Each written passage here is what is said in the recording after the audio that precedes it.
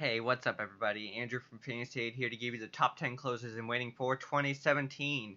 And this is a list I made because of Chuck, who sent me a question asking me about potential closers. So thank you, Chuck.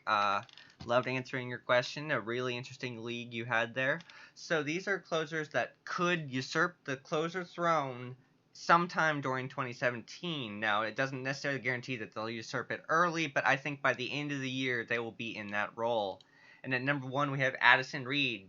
And Addison Reed tops this list simply because he will start the year as closer with the looming suspension of Jeurys Familia. And the question is, of course, will the Mets commit to him as a full-time closer when Familia comes back, or will Familia slide back into his role?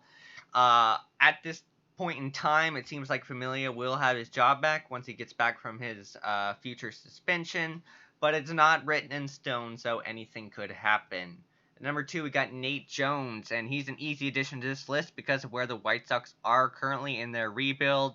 Obviously, they had to fire Sale, getting rid of Adam Eaton and Chris Sale, and there's no reason that they can't trade David Robertson, with Jones next in line, he could be a potential top 10 closer. The question is, when will Robertson be traded?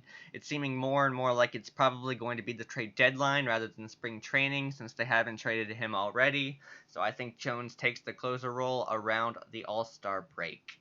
Number 3, we got Carter Capps. After sitting out 2016 due to injury, Capps signed a one-year deal with the Padres. And the reason he has an asterisk behind him is because he is competing for the closer role right now.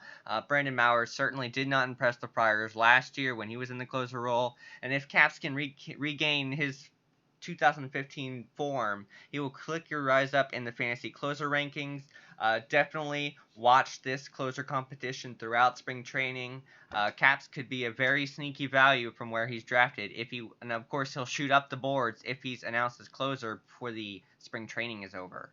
Number 4, we got Arodys Vizcaino, and the Braves seem set on Jim Johnson as their starting closer in 2017, but I see two scenarios with him. Either he does well and gets traded, or bombs and gets replaced. Now, Atlanta has a very good bullpen, and it's really hard to tell who would take that role. Vizcaino seemed to be the favorite coming into 2016 and did get some save chances, but of course injuries derailed him, and then they had Mauricio Cabrera step in, who is another talented arm.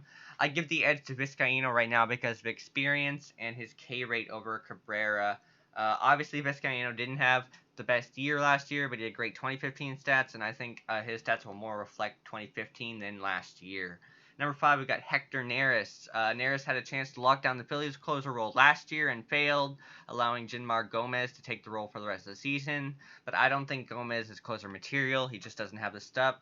So I wouldn't be surprised if he was replaced rather quickly. And of course, the big question is if the Phillies want to go with a cost-controlled player in Neris or a one-year veteran as their closer. Beignet could be put in the closer role simply to gain value in trade, and of course suppress Neris's, so when he's up for arbitration, he costs less. Either closer would be valuable in fantasy leagues, but obviously Neris has the higher upside with his strikeout rate. Number 6, we got Carlos Torres, and Neftali Feliz will start the closing role in Milwaukee, but he didn't have the best year last year, and if he slips out a penny, I think Torres will step in.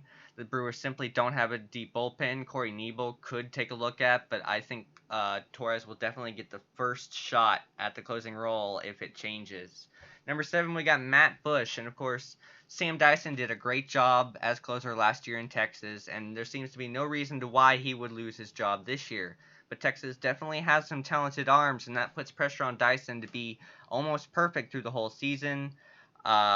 Bush would probably be next in line after Dyson. Of course, you got Jeremy Jeffress, who was the closer for the Brewers last year, who has experience, but not as much talent, which is why I give Bush the edge over Jeffress.